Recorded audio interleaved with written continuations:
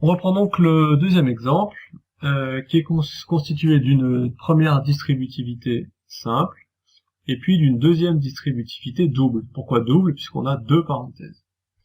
La première distributivité, donc simple, se fait comme les précédentes dans l'exercice D, c'est-à-dire que je peux de nouveau faire les petites flèches, donc 2x qui va être distribué sur le 3, puis sur le moins 5x. La deuxième distributivité, on peut d'abord voir qu'elle est précédée d'un signe moins. Donc comme c'est conseillé en dessous, ici, pour éviter des erreurs de signes, on vous conseille de rajouter des crochets qui vont encadrer la double distributivité. Comme ceci, on va d'abord s'occuper de ce développement, de ce double développement-là, et puis dans un deuxième temps, on s'occupera de ce signe moins. Alors comment on développe ces deux parenthèses? Eh bien, on a 4 produits à faire, 4 multiplications. La première, c'est 2 multiplié par moins 5x, puis 2 multiplié par 3. Je change de couleur pour le deuxième. Donc x fois moins 5x, et puis enfin x fois 3. Quand on aura distribué, il faudra vérifier qu'on ait bien 4 produits dans les crochets. Première distributivité, donc, comme on l'a fait dans l'exemple D, je vais vous détailler les deux méthodes. Évidemment, comme tout à l'heure, vous gardez celle que vous préférez. Alors la première consiste à faire 2x fois 3 moins 2x fois 5x. On a terminé la première partie du développement. Le moins qui est ici et les crochets vont être conservés pour l'instant. Et puis on va suivre ces deux flèches bleues. Donc ils vont nous donner 2 fois moins 5x plus 2 fois 3. Et enfin les deux flèches orange, x fois moins 5x et x fois 3. La deuxième méthode, pour ceux qui la préfèrent, donc 2x fois 3 ne change pas. Là par contre, certains préfèrent mettre plus. 2x fois, ils mettent le moins ici, donc 2x fois moins 5x. Bien sûr, dans les deux cas, comme vous pouvez le voir, moins 2x fois 5x ou 2x fois moins 5x, dans les deux cas, on n'a qu'un seul signe moins. Qu'il soit placé là ou là, le produit sera le même. On laisse le moins et les crochets pour l'instant. 2 fois moins 5x, ça ne change pas. 2 fois 3, ici, moins x fois 5x, et puis plus x fois 3.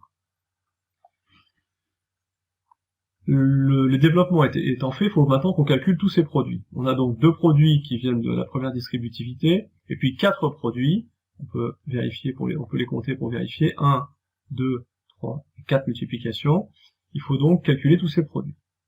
2x fois 3 va nous donner 6x.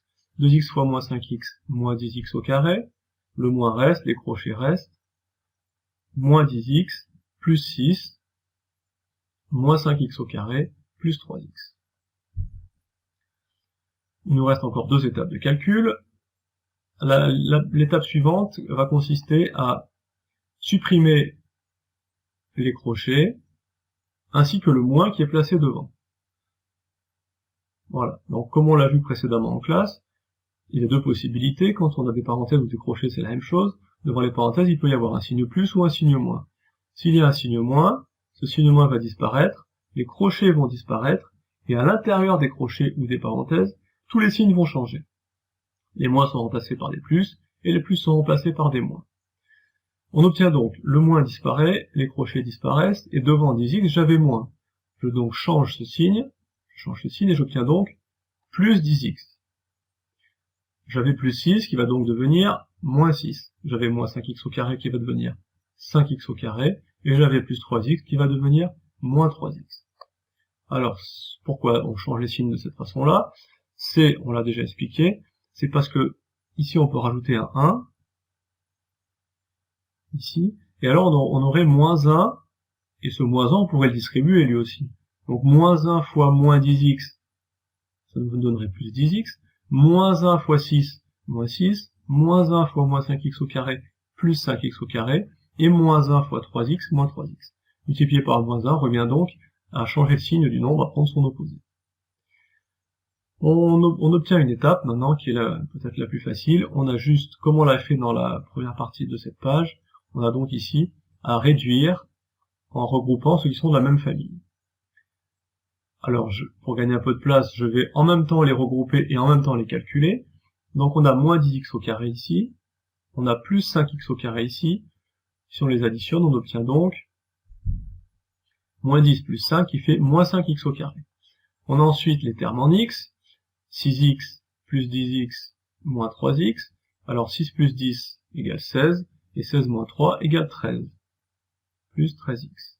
Et enfin, on a moins 6 qui est tout seul, comme terme sans x, donc on le recopie, moins 6. On obtient donc comme résultat, moins 5x au carré, plus 13x, moins 6. On va maintenant passer au petit 4, qui est la dernière partie de ce thème sur le calcul littéral, et qui va nous parler des factorisations. Alors, il y a d'abord une petite erreur de frappe, enfin une erreur de copier-coller sur le livret, puisque vous avez ici développé, consiste à transformer une somme en produit ou une différence en un produit, et vous savez très bien que développer c'est l'inverse. Donc, vous allez soit mettre du blanco, soit barrer, soit effacer, en tout cas, vous allez enlever développer, évidemment le remplacer par factoriser. Factoriser consiste à transformer une somme ou une différence en un produit. Avant de pouvoir détailler les exemples et d'expliquer, je vais vous montrer un petit peu comme ça sur une page blanche en quoi ça consiste. Alors pour l'instant, on l'a fait la semaine dernière, on a vu et revu comment on développe. Alors je vais faire un exemple, si j'ai 4 fois, entre parenthèses, 2x plus 3, je développe en faisant 4 fois 2x plus, et puis je développe le 4 fois 3. J'obtiens donc 4 fois 2x, 8x, plus 4 fois 3, 12. Je suis parti d'un produit, j'avais 4 fois cette parenthèse-là, c'est un produit puisque c'est le produit qu'on fait en dernier, c'est l'opération qu'on fait en dernier qui donne le nom à tout le calcul, donc ça c'est un produit, et je suis arrivé avec mon calcul à une somme, la somme de 8x et de 12. Je suis passé d'un produit à une somme, ou si c'était une différence ce serait la même chose, j'ai donc développé. Factoriser c'est tout simplement l'inverse. Donc, factoriser c'est, on part d'une expression comme celle-ci, et puis, étape par étape, il va falloir se ramener à l'expression qui était l'expression de départ du développement. Donc si je la remets un petit peu dans l'ordre, on obtient ce calcul-là. 8x plus 12, comment je le factorise? Eh bien, je passe à cette étape, 4 fois 2x plus 4 fois 3.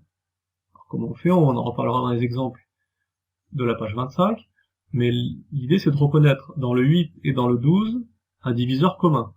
Ici c'est 4, puisque 8 on l'obtient en faisant 4 fois 2, et 12 on l'obtient en faisant 4 fois 3. Une fois qu'on a décomposé de cette forme-là, on remarque donc, je peux l'entourer en couleur, qu'il y a un facteur commun. S'il n'y a pas de facteur commun, on verra une autre méthode où on peut factoriser sans facteur commun, mais pour l'instant, il est impératif de trouver un facteur commun. Donc ce facteur commun va se retrouver devant la parenthèse, et dans la parenthèse, on va mettre le reste du calcul, c'est-à-dire 2x plus 3. Voilà une factorisation. Alors je reviens aux exemples de la page 25. Alors encore une fois, j'ai choisi 3 exemples. 20x plus 28, 4x au carré moins 7x, et puis un exemple avec des parenthèses. Alors le premier, 20x plus 28, on se pose la question, on a 20 et 28, qui sont tous les deux dans la table de, évidemment il peut y avoir plusieurs possibilités. Ici, en l'occurrence, ils sont tous les deux dans la table de 2 et tous les deux dans la table de 4. Quand vous avez comme ça plusieurs possibilités, le préférable c'est de prendre le plus grand des facteurs communs. Donc si vous remarquez qu'il y a 2 et 4 comme facteurs communs, choisissez 4. Alors 20 c'est dans la table de 4, c'est 4 fois 5. Donc je vais écrire 4 fois 5x. 28 est dans la table de 4 également, c'est 4 fois 7. J'ai fait le plus dur puisque j'ai trouvé le facteur commun. Donc ce facteur commun qui est 4 va se retrouver devant la parenthèse, et je vais écrire 4 fois, ouvrez la parenthèse, 5x plus 7. Je peux redévelopper pour vérifier, 4 fois 5x, 20x, et 4 fois 7, 28. J'ai factorisé. Je suis bien passé d'une somme à un produit, 4 fois cette parenthèse. Deuxième exemple, 4x au carré moins 7x. Alors on peut se dire, 4 et 7 sont pas dans la même table. Mais il a quand même un facteur commun, puisque j'ai x ici et x ici. Alors je vais le décomposer aussi. 4x au carré c'est 4 fois x, et 7x c'est 7 fois x. Je vois mieux le facteur commun, ce sera x, puisqu'il est ici, et il est ici aussi. Donc on obtient comme factorisation x fois, entre parenthèses, avec le facteur commun peut être un nombre, mais peut aussi être une lettre. X fois, ici si j'enlève le x, il va rester juste 4x, et puis ici si j'enlève le x, il reste tout simplement 7. Donc 4x moins 7. Alors même chose, je peux vérifier en redécomposant, en redéveloppant, x fois moins 4x, pardon, x fois 4x, 4x au carré, et x fois 7, 7x. Dernier exemple, x plus 1 fois x moins 3 plus 7 fois x plus 1. Alors pour factoriser cette expression, inutile de commencer à développer x fois x fois 3, vous retrouveriez avec une expression comme celle-ci, avec des x au carré, des x et des nombres, que vous n'êtes pas encore capable de factoriser. Donc plutôt que de développer, il faut bien regarder l'expression, et on peut remarquer qu'on a quand même quelque chose qui, entre guillemets, revient deux fois, c'est cette parenthèse-là. Vous voyez qu'il y a x plus 1 ici, et puis il y a de nouveau un x plus 1 ici. Donc le facteur commun peut être, comme on l'a vu dans le premier exemple, un nombre, peut être une lettre, mais peut aussi être une parenthèse. On le met donc, comme on l'a fait ici, ce facteur commun, on le met au début, donc x plus 1 fois, et puis on ouvre des crochets pour pas les confondre avec les parenthèses, et qu'est-ce qu'on va mettre dans les crochets? Eh bien on va mettre ce qui reste, autrement dit, x moins 3 plus 7. X moins 3 plus 7. Et on ferme les crochets. Il reste une étape qui va consister à simplifier ce qu'il y a dans les crochets. Autrement dit, le x plus 1 va rester, et puis dans les crochets, on a x moins 3 plus 7 dans les crochets, et donc x moins 3 plus 7, ça donne x plus 4. Puisque moins 3 plus 7 est égal à 4. Ces parenthèses-là étant maintenant inutiles. Ces parenthèses-là étant inutiles, les crochets peuvent se retransformer à nouveau en parenthèses. Donc la factorisation de cette expression est la suivante, x plus 1 fois x plus 4.